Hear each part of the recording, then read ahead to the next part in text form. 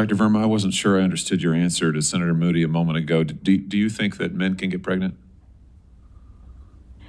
I hesitated there because I wasn't sure where the conversation was going or what the goal was. I mean, I do take care of patients with different identities. I take care of many women. I take care of people with different identities. And so that's where I paused. I think, yeah, I wasn't sure where you were going with that. Well, the goal is just the truth. So can men get pregnant?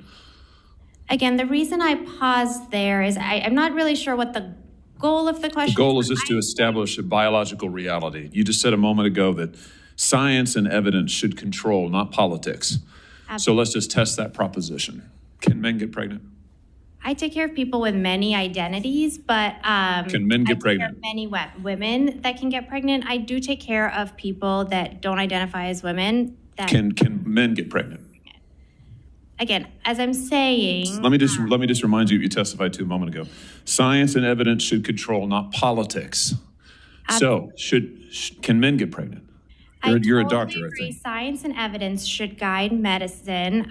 Do science and evidence tell us that men can get pregnant? Biological men, can they get pregnant? I also think yes/no questions like this are a political tool. And no, yes/no questions are about the truth, doctor. Let's not make a mockery of this proceeding. This is about science and evidence, and I'm asking you. You know, the United States Supreme Court just heard arguments yesterday at great length on this question. This is not a hypothetical question. This is not theoretical. It affects real people in their real lives. And you're here as an expert, called by the other side as an expert. And you've been telling us that you follow, right, you're a doctor, and you follow the science and the evidence. So I just want to know, based on the science, can men get pregnant? That's a yes or no question. It really is, I think. I think you're trying to reduce the complexity of a lot. I'm not. I'm trying to get, it's not complex. I'm trying to get to an answer, and I'm trying to test, frankly, your veracity as a medical professional and as a scientist. Can men get pregnant? I think you're also conflating male and female with... No, I'm not conflating male and female. They're two different things. There's biological men and there's biological women. And I want to know, can men get pregnant? What you were talking about is biological... You're not going to answer my question. Biological males.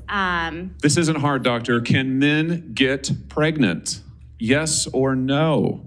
Again, I would be more than happy to have a conversation with you that is not coming from a place of trying to be polarized and push. I'm not trying to be polarizing. I'm trying to ask, I think it is extraordinary that we are here in a hearing about science and about women. And for the record, it's women who get pregnant, not men. We are here about the safety of women and science that shows that this abortion drug causes adverse health events in 11% of cases. That's 22 times greater than the FDA label, another fact you haven't acknowledged, and yet you won't even acknowledge the basic reality that biological men don't get pregnant. There's a difference between biological men and biological women. I don't know how we can take you seriously and your claims to be a person of science if you won't level with this on this basic issue. I thought we were past all of this, frankly. I can't believe we're still here talking about this. I am a person of science, and I'm also someone here who's here to represent the complex experiences of my patients, and I don't think polarized language or questions serve that goal. I don't think they serve the American people. It is not polarizing to say that there is a scientific difference between men and women, and I want this to be clear and for the record. It is not polarizing to say that women are a biological reality and should be treated and protected as such. That is not polarizing, that is truth. It is also, by the way, the United States Constitution, which offers unique protections to women in a variety of circumstances as women. And your refusal to recognize women as women and men as men is deeply corrosive to science, to public trust, and yes, to constitutional protections for women as women.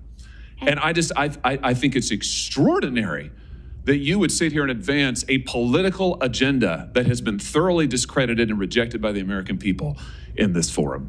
And I'm glad we had this exchange because it is exceptionally clarifying. It is also in many ways quite depressing. I see that my time has nearly expired. I just want to thank the other witnesses for being here. Thank you for protecting women and children. Thank you for your valiant efforts. Thank you for following the science. And thank you, Mr. Chairman, for this hearing.